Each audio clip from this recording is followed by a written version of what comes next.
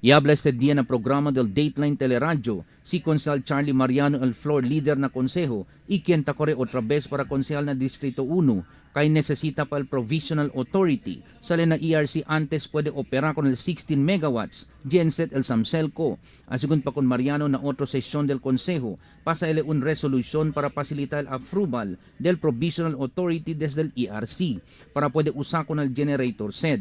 Asigun pa con Mariano, posible agrava pa el blackouts na syudad y el genset amo el standby power, pwede usar el Samselco.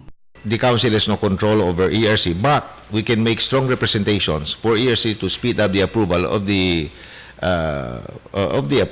authority being sought by Samselco for the operation of the gensets, because we feel that the gensets, although poco caro man el operation de because it's using diesel, is the best remedy at present, considering that, como yablay contigo yan antes, tiene shortfall ara na production del WMPC, tiene también shortfall na production del Mapalad Power Corporation because it's under preventive maintenance, y tiene también problema al PISALM, también gogat el diaton allocation, and this is causing 2 to 3 hours blackout every day.